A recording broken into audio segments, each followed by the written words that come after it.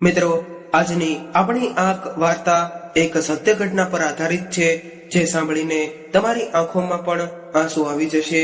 ગુજરાતના એક નાનકડા એવા ગામડામાં પંકજભાઈ અને તેમનો પરિવાર રહેતો હતો. આમ તો પંકજભાઈ ગોંડલની બાજુમાં આવેલા નાનકડા એવા ગામના વતની હતા, પરંતુ ઘરની આર્થિક પરિસ્થિતિને લીધે આ શહેરમાં કામની શોધમાં રહેવા લાગ્યા હતા. અને પંકજભાઈ ઉંમરમાં તો હજી યુવાન જ હતા, પરંતુ ઘરની ગરીબી અને પરિવારની લાચારીને તેમના શોખ અને ઈચ્છાઓની બલિ ચડાવી દીધી હતી. અને નાની ઉંમરમાં જ પંકજભાઈના પિતા મૃત્યુ પામ્યા હતા. ઘરમાં નાની બે બહેનો હતી. પિતાના અવસાનના લીધે બધી જવાબદારી પંકજભાઈના ખભા પર આવી ગઈ હતી. 30 વર્ષ પહેલાની વાત છે, જ્યારે નાનપણથી જ પંકજભાઈ મહેનતુ અને ઈમાનદાર હતા. પોતાના જ ગામમાં રહી દાળીઓ કરીને ઘરનું ગુજરાન ચલાવી પિતાની જવાબદારીઓને પૂરી કરતા હતા. પંકજભાઈ અને તેમના માતા બીજાને ત્યાં કાળી મજૂરી કરી અને પોતાની ઘરની આર્થિક પરિસ્થિતિ સુધારવા સતત કામ કરતા હતા.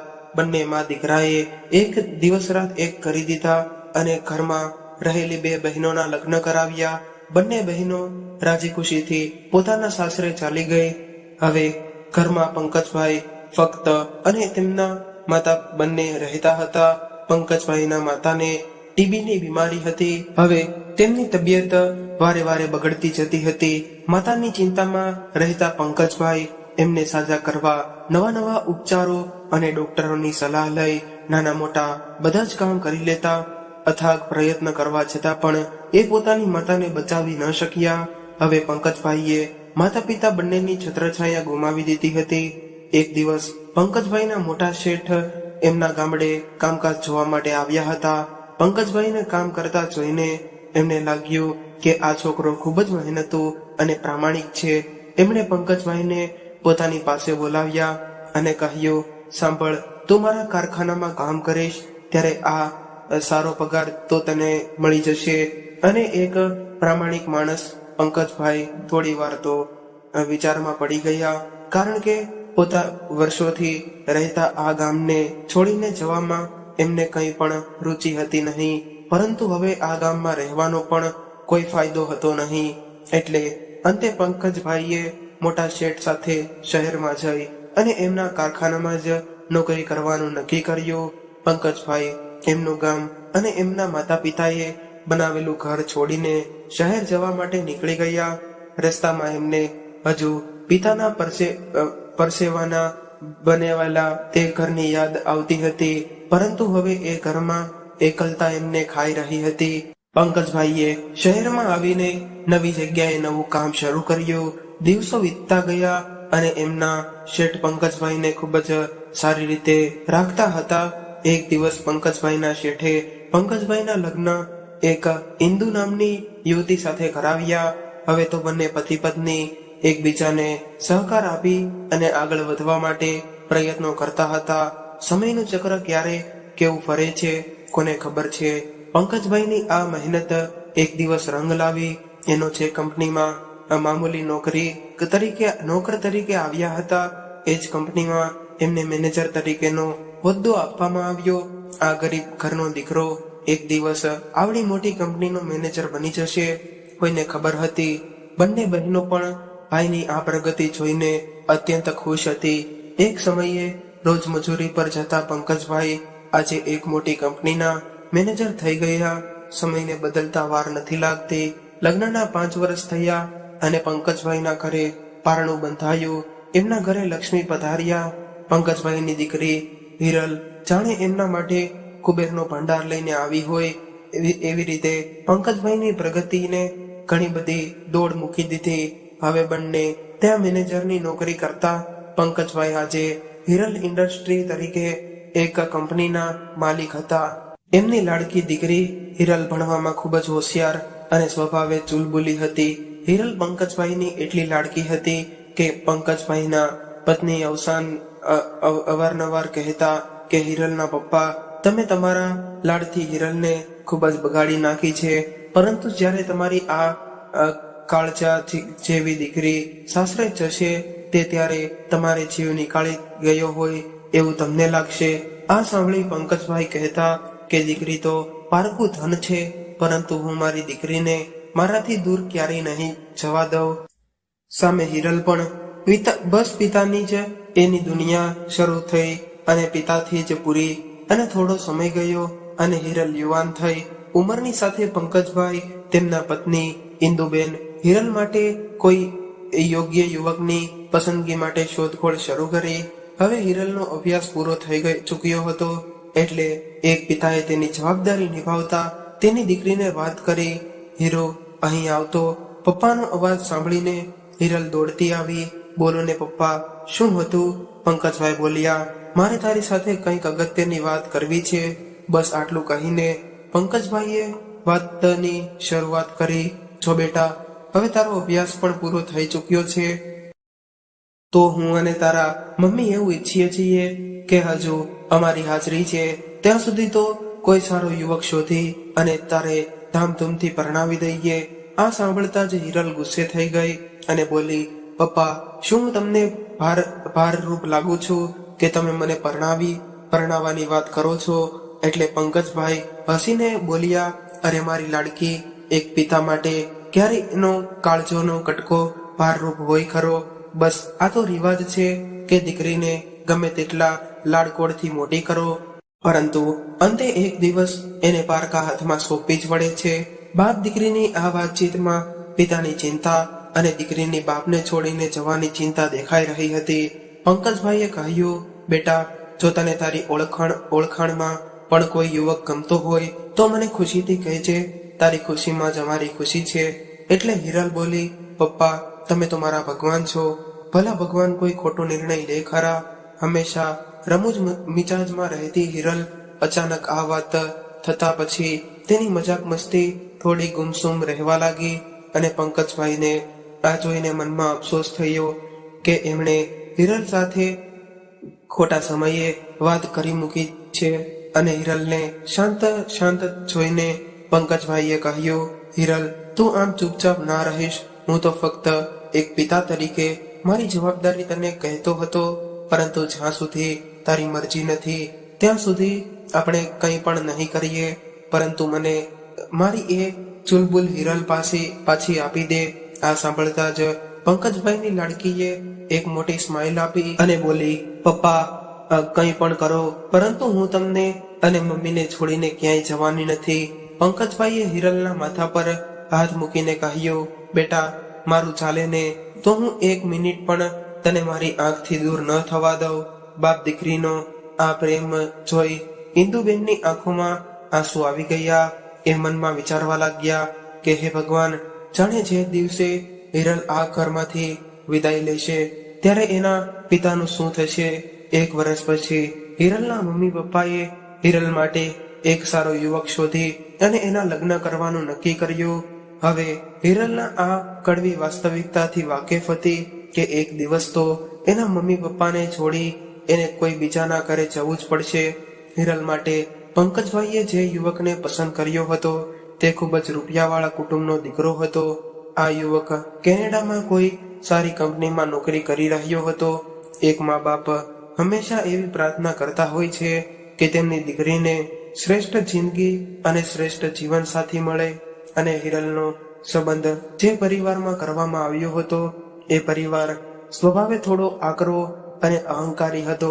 પંકજભાઈને જ્યારે આ વાતની જાણ થઈ ત્યારે થોડું મોડું થઈ ગયું હતું, કેમ કે હવે એમની લાડકીને આ યુવક ખૂબ જ પસંદ કરતો હતો. એટલા માટે દીકરીની ખુશી માટે થઈને એક પિતાએ આ બધું સહન કરી હિરલના લગ્ન પિયુષ સાથે કરવાનું નક્કી કરી લીધું. અને હિરલના લગ્ન લેવામાં આવ્યા અને હિરલના સાસરિયાવાળા લોકોએ પંકજભાઈ પાસે અમુક શરતો મૂકી. એમણે પંકજભાઈને કહ્યું, હિરલ, તમારી એકની એક દીકરી છે, એટલે તમારું જે કંઈ પણ છે એ બધું હિરલનું જ છે.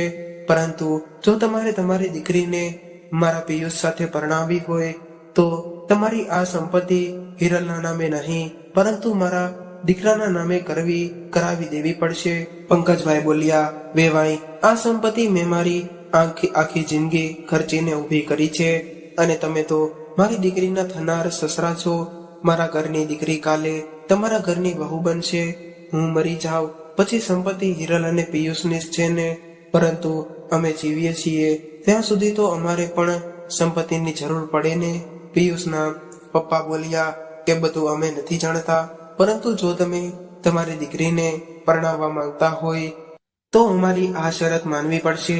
પંકજભાઈ મનમાં ને મનમાં વિચારવા લાગ્યા કે પોતે ખૂબ જ મહેનત કરીને આ સંપત્તિ ઊભી કરી છે અને પળવારમાં આ બધું બીજાને કેમ આપી દેવું. એક બાજુ પરસેવાથી ઊભી કરેલી આ સંપત્તિની સુગંધ અને બીજી બાજુ ખડખડાટ હસતી એમની લાડકીની ખુશીઓ. અંતે પંકજભાઈએ પોતાની દીકરી માટે વર્ષોથી ભેગી કરેલી એમની મૂડી એમના થનારા જમાઈના નામે કરવાનું નક્કી કર્યું. એમણે વિચાર્યું કે એમની પાસે જે કંઈ પણ છે એ એમની દીકરીની ખુશીઓથી ઉપર તો નથી ને. પંકજભાઈ એ સામેવાળાની શરતોને માની અને પોતાની દીકરીની ખુશીનો સોદો કર્યો હોય એવું લાગતું હતું, પરંતુ હિરલની ખુશી જોઈ એમને સંપત્તિ છોડ્યાનો કોઈ અફસોસ હતો નહીં. એમણે ઘરે આવીને એમના પત્નીને આ વાત કરી. આ વાત સાંભળતા જ ઇન્દુબેન ત્યાં ને ત્યાં જ બેસીને રડવા લાગ્યા. હિરલના પપ્પા, આ લોકો આટલા સદ્ધર હોવા છતાં પણ આટલા લાલચુ કેમ છે? શું આપણે આપણી હિરલને કોઈ ખોટા કર્મ તો નથી આપી રહ્યા ને? પંકજભાઈ બોલ્યા, અરે ના ના, આપણે હિરલને જે ઘરે આપીએ છીએ એ ઘર આપણા શહેરનું સૌથી સદ્ધર અને પ્રખ્યાત પરિવાર છે. હું સમજુ શકું છું કે એક માં છે, પરંતુ પોતાની દીકરીની ખુશી માટે આપણે શું એક નાનકડું એવું બલિદાન પણ ન આપી શકીએ? ઇન્દુબેનનું મન માનતું ન હતું, પરંતુ પંકજભાઈની વાતનું માન રાખીને એમણે પંકજભાઈને હિંમત આપી, કઈ વાંધો નહીં હિરલના પપ્પા, આપણી દીકરીની વિશેષ આ દુનિયામાં આપણા માટે બીજું કંઈ પણ નથી. આપણે ધામધૂમથી હિરલના લગ્ન કરીશું. લગ્નને બસ થોડો સમય બાકી હતો. હવે આ ઘરમાં હિરલના રહેવાનો સમય રેતીની જેમ સરકી જતો હતો અને પંકજભાઈ એક દિવસ પણ હિરલને છોડીને ક્યાંય જવાનું પસંદ નહોતા કરતા. આ બધી વાતથી અજાણ હિરલ પિતાને પોતાના લગ્ન માટે બેચેન જોઈને પૂછતી, પપ્પા કેમ તમે કંઈ બોલતા નથી? શું તમારા મનમાં કોઈ ચિંતા છે? કંઈ થયું છે? આમ તો પંકજભાઈ અને હિરલનો સંબંધ તો એવો હતો કે બાપ દીકરી એકબીજાને નાની મોટી બધી જ વાતો કહેતા હતા, પરંતુ આ વાત કહીને પંકજભાઈ હિરલને નિરાશ કરવા નહોતા માંગતા અને સામે એમને એક પણ ડર હતો કે તેમની સ્વાભિમાની દીકરી આ વાત સાંભળતા જ સંબંધ તોડી નાખશે. થોડા દિવસો વીત્યા પછી એ દિવસની બધી જ વાતો કહેતા હતા, પરંતુ આ વાત કહીને પંકજભાઈ હિરલને નિરાશ નહોતા કરવા માંગતા અને સામે એમને ડર પણ હતો કે તેમની સ્વાભિમાની દીકરી આ વાત સાંભળતા જ સંબંધ તોડી નાખશે. થોડા દિવસો વીત્યા પછી એ દિવસ આવી જ ગયો જ્યારે પંકજભાઈને એમના કાળજા કેરા કટકાને બીજાના હાથમાં સોંપવી પડી અને ખૂબ જ ધામધૂમથી લગ્નની તૈયારીઓ કરવામાં આવી. હિરલને ગમતી બધી જ વસ્તુને લઈને પંકજભાઈએ એના લગ્ન ખૂબ જ ધામધૂમથી કર્યા. પોતાની નાનકડી એવી હિરલને લગ્નના ઘરચોડામાં જોઈને પંકજભાઈ થોડીવાર માટે તો જોતા જ રહી ગયા. એમની નજર સામે હજુ તો એ દ્રશ્ય ભૂલાઈ નહોતું. જ્યારે પોતે કામ પરથી આવતા ત્યારે એમની લાડકી હિરલ દોડતી આવતી અને કહેતી, પપ્પા મારા માટે શું લાવ્યા છો? અને આજે એ જ દીકરી લગ્નના દિવસે પિતા સામે ચાલીને આવી રહી હતી. સમય તો ઘણો આગળ વધી ગયો હતો, પરંતુ માતા પિતા માટે એના સંતાન હંમેશા નાના જ રહે છે. પંકજભાઈ તરફ આવતા હિરલના એક પગલા હિરલના બાળપણથી લઈને અત્યાર સુધીની યાદગાર પળોની મીઠી યાદ અપાવતા હતા. આંખોમાં આંસુ અને મોઢા પર સ્મિત સાથે પંકજભાઈ હિરલની પાસે ગયા અને બોલ્યા, કેમ તે તો કીધું હતું ને કે પપ્પા હું તમને છોડીને ક્યાંય નહીં જાઉં, તો પણ આજે તારા પપ્પાને છોડીને જતી રહીશ. પોતાના પપ્પાની આ વાત સાંભળીને હિરલની આંખોમાં પણ આંસુ આવી ગયા અને તે પપ્પાને ભેટીને રડવા લાગી. પપ્પા તમારા જેટલું મારું ધ્યાન કોણ રાખશે?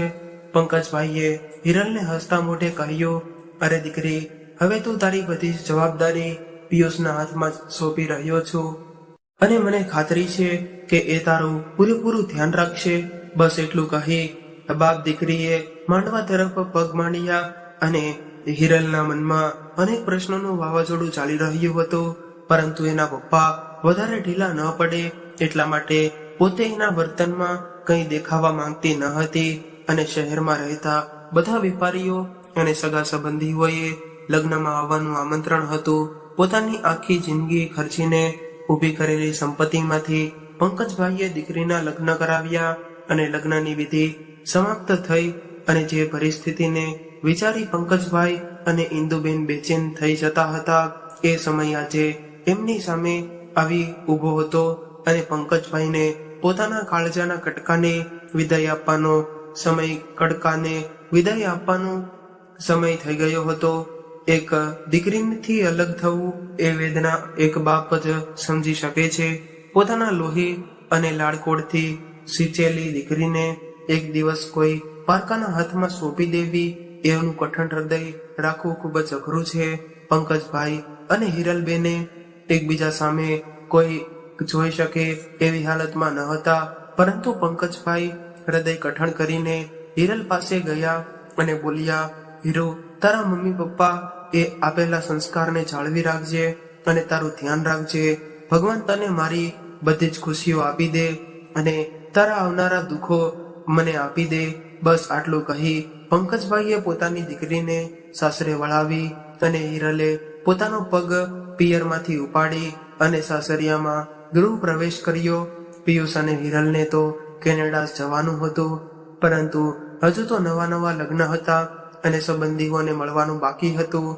એટલા માટે આ નવ દંપતી 1 મહિનો પોતાના ઘરે રહી ત્યારબાદ કેનેડા જવા માટે નીકળવાના હતા. હિરલ સાસરે ખૂબ જ ખુશ હતી.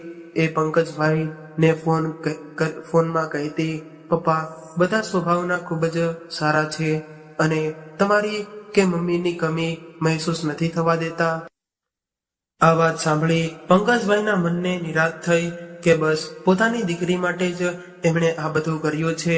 હિરલના લગ્ન થયા ને 1 મહિનો થઈ ગયો અને નક્કી કર્યા મુજબ બંનેનો કેનેડા જવાનો સમય થઈ ગયો. પંકજભાઈ અને ઇન્દુબહેન હિરલ અને જમાઈને મળવા માટે અમદાવાદ પહોંચ્યા અને મમ્મી પપ્પાને જોતા જ હિરલના મોઢા પર હરખનો કોઈ પાર ન રહ્યો. એ દોડતી આવી અને બોલી, મમ્મી પપ્પા તમે કેમ આટલું મોડું કરી દીધું? પંકજભાઈ બોલ્યા, હીરો, તને તો ખબર છે ને કે તારી મમ્મી કોઈ પહોંચી શકે ખરું? એ તારા માટે અને તને ભાવતી બધી વાનગીઓ બનાવતી હતી. તારી મમ્મી કહે કે ખબર નહીં હવે હિરલ આપણને પાછી ક્યારે મળે, એટલા માટે હું અત્યારે જ એને ભાવતું બધું જમાડી દઉં, કેમ કે કેનેડામાં સુખ સુવિધા વાળી જિંદગી તો હશે, પરંતુ મમ્મીના હાથનો આ સ્વાદ નહીં મળે. એટલે હિરલ બોલી, હા પપ્પા, સાવ સાચી વાત છે, મારી પાસે બધું હશે પરંતુ તમે બંને નહીં હો. બસ એટલી વાતચીત કરતા જ ત્યાં તો હિરલની ફ્લાઇટનો સમય થઈ ગયો અને ઘરના સભ્યોને વિદાય આપી હિરલે પિયુષ સાથે કેનેડા તરફ જવાનો પહેલો કદમ મૂક્યો અને ન જાણે કેમ ઇન્દુબહેન સાવ શાંત થઈ અને હિરલ તરફ જોતા હતા. પંકજભાઈએ પૂછ્યું, ઇન્દુ કેમ આમ ચૂપચાપ જુએ છે? એટલે તેમણે કહ્યું, ખબર નહીં કેમ પણ આજે મારો જીવ ખૂબ જ મૂંઝાય છે અને મને એવું લાગે છે કે હિરલ આપણી પાસે પાછી આવશે કે નહીં. પંકજભાઈ બોલ્યા, અરે ગાંડી, આપણી દીકરીને આટલું સારું સાસરું મળ્યું છે, દીકરા જેવો જમાઈ મળ્યો છે, તો આટલી ચિંતા શેની કરે છે? થોડો સમય જવા દે, હિરલ ફરી આપણને મળવા આવશે.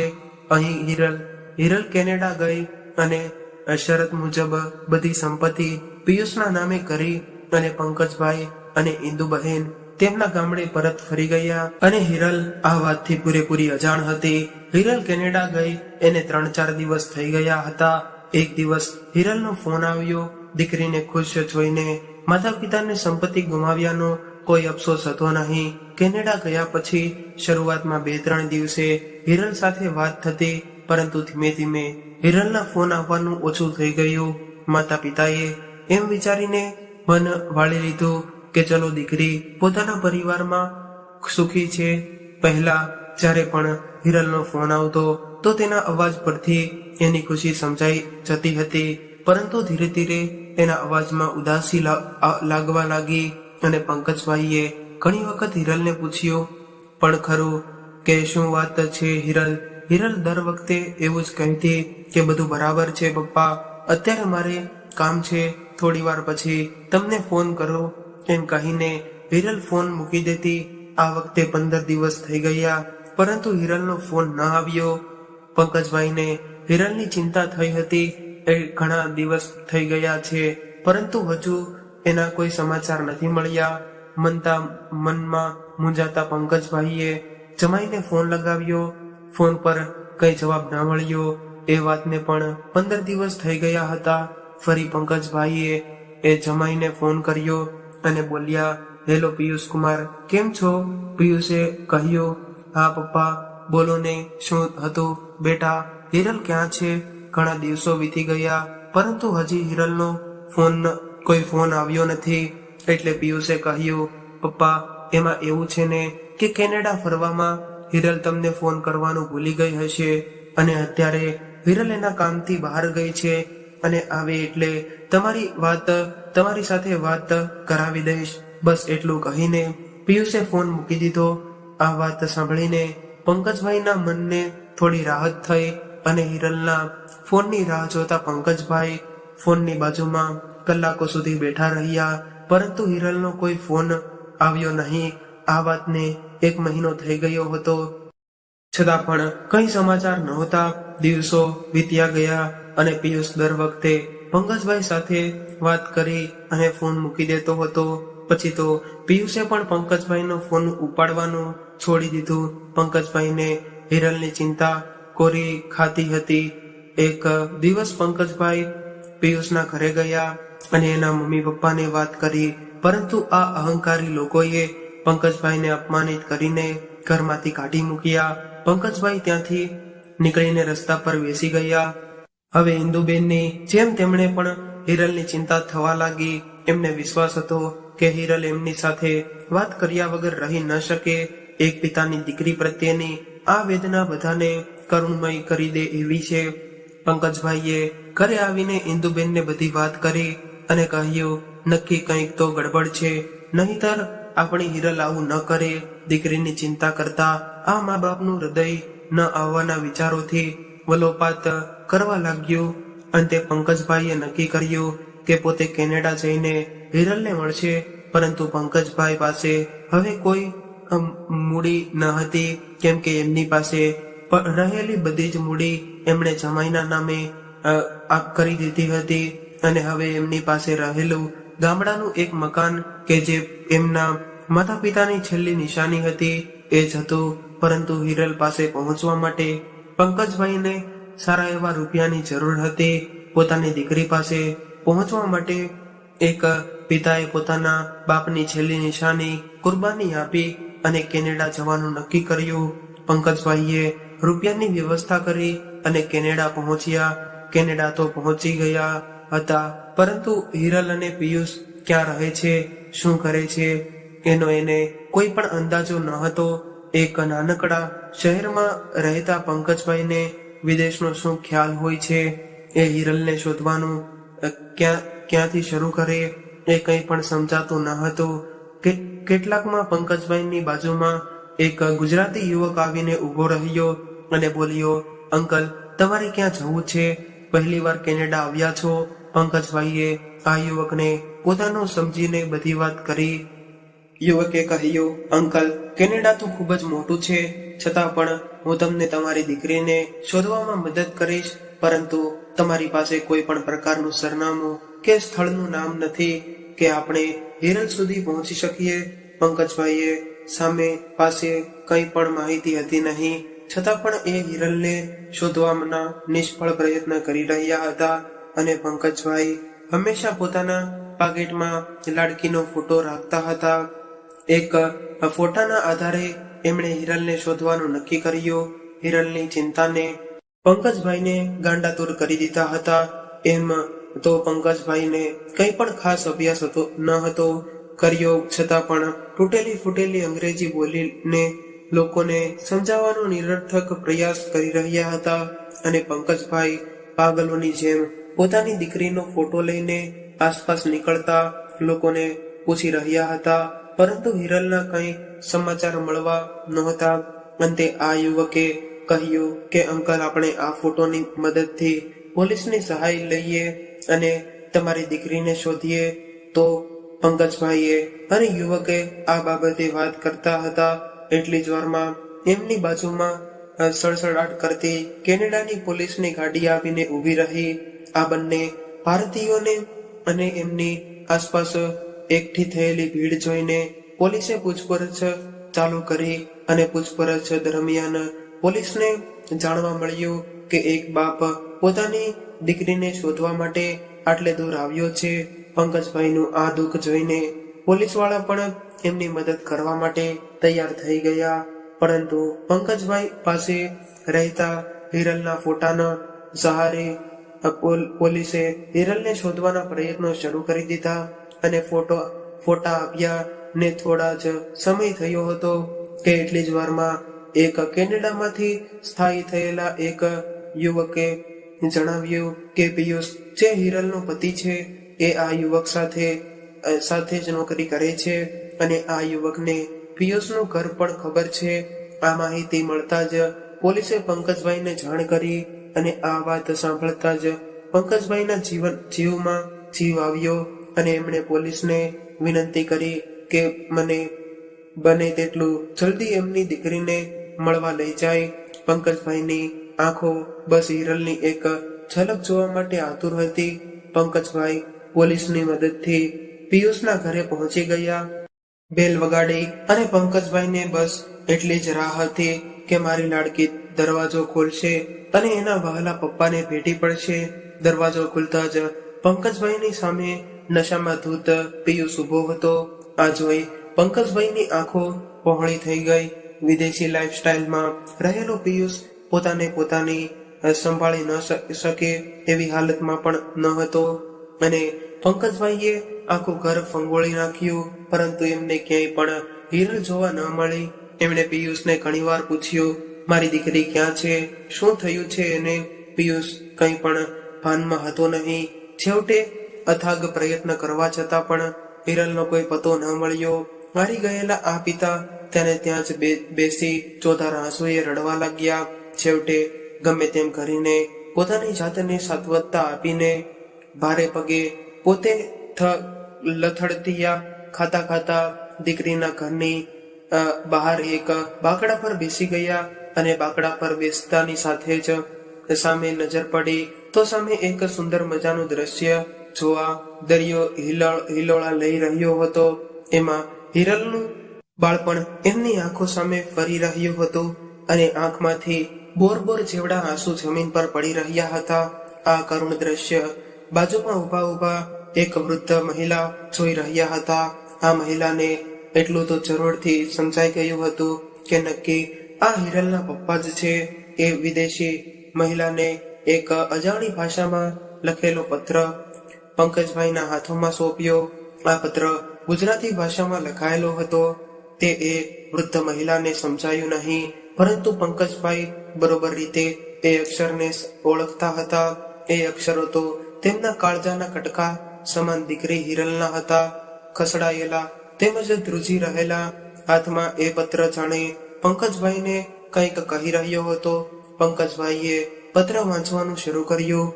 પપ્પા, મને નથી ખબર કે આ પત્ર તમારા સુધી પહોંચશે કે નહીં, પરંતુ મેં તમારા આપેલા સંસ્કારોને જાળવી રાખવા મારાથી બનતી બધી કોશિશ કરી, પરંતુ અંતે આ બધું સહન કરીને હું થાકી ગઈ છું. મારું આ દુઃખ હું તમને કહીને વધારે દુઃખી કરવા નહોતી માંગતી. તમારી આંખોમાં સેવેલા એ સપના કે તમારી હીરો વિદેશમાં જઈ અને સુખ સમૃદ્ધિની જિંદગી જીવશે, આ સપના બસ સપના જ રહી ગયા. પિયુષ અને હું કેનેડા તો આવી ગયા, પરંતુ અહીં આવીને મને ખબર પડી કે આ લોકોએ તો આપણી સાથે બસ કપટ કર્યું છે. અને પિયુષને નશાની ખૂબ જ ખરાબ આદત હતી અને નશામાં ધૂત પિયુષ મારા પર ન કરવાના અત્યાચાર કરતો હતો, પરંતુ તમારી માન મર્યાદાને જાળવી રાખવા મેં બધું સહન કરવાનું રાખ્યું. છતાં પણ દિવસે ને દિવસે પિયુષનો ત્રાસ વધતો ગયો. અંતે મારી પાસે કોઈ રસ્તો બચ્યો ન હતો, એટલે કોઈને પણ તકલીફ આપ્યા વગર હું મારું જીવન ટૂંકાવું છું. અને મને ખબર છે કે તમે મને મમ્મી આ વાત સાંભળીને ભાંગી પડશો, પરંતુ પોતાના હૃદય પર પથ્થર રાખી મારો આ પત્ર વાંચજો. ખબર નહીં કેમ મા બાપ એની લાડકી માટે સુખી અને સમૃદ્ધ પરિવારની ઈચ્છા પૂરી કરવા વિદેશમાં સ્થાયી થયેલા યુવકને વધારે મહત્વ આપે છે, પરંતુ એ આ વાતથી સાવ અજાણ હોય છે કે બહારથી દેખાતા આ સુખ સાહેબીના પ્રકાશ આગળ ઘણી વખત અંધારું જ હોય છે. ભગવાન જાણે આ સુખ સુવિધાની લાચાર અમારા જેવી કેટલી દીકરીઓને ખાઈ ગઈ હશે. અંતે બસ એટલું જ કહીશ કે તમે તમારી જિંદગીથી લગાવી દીધી મારા શોખ પૂરા કરવામાં, અને મને એ વાતનો કોઈ અફસોસ નથી. તમે દુનિયાના બેસ્ટ પપ્પા છો અને મને માફ કરજો. તમારું ધ્યાન રાખજો. લી, તમારી હીરો. બસ આટલું વાંચતા જ પંકજભાઈના હાથ જાણે બરફ બની ગયા હોય એમ કઠણ થઈ ગયા હતા. થોડી વાર માટે તો એમને કંઈ પણ સમજાયું નહીં કે આ શું થઈ ગયું. દીકરીને ગુમાવ્યાનો આઘાત પંકજભાઈ સહન ન કરી શક્યા. પંકજભાઈ રડવા લાગ્યા અને બાંકડા પર બેઠા જ પડી ભાંગ્યા. અને દીકરીની આવી અણધારી વિદાય જોઈને પંકજભાઈ પોતાને સંભાળી ન શક્યા. દીકરીની ખુશી માટે કરેલા બધા ત્યાગના બદલે એમને એમની દીકરીની ખોવી પડી, અને દીકરીને સર્વશ્રેષ્ઠ સાસરું આપવાની લાલચમાં પંકજભાઈએ એ વારસાત ભૂલી ગયા કે કપટી માણસ કોઈ દિવસ સારો સગો હોતો નથી. અને આ વાત એમને પોતાની દીકરીનો જીવ આપીને સમજાણી. આ આઘાત તેમના માટે એટલો અસહ્ય હતો કે તેમને ત્યાં બેઠા બેઠા હૃદયનો હુમલો આવી ગયો. મિત્રો, આજની આ વાર્તા તમને કેવી લાગી અને તમે કયા શહેરમાંથી સાંભળી રહ્યા છો તે કોમેન્ટ કરીને જરૂરથી જણાવજો. અને જો વાર્તા ગમી હોય તો લાઈક કરીને વધુમાં વધુ શેર કરજો, અને આવી જ અવનવી વાર્તા સાંભળવા માટે ચેનલને જરૂરથી સબસ્ક્રાઇબ કરજો.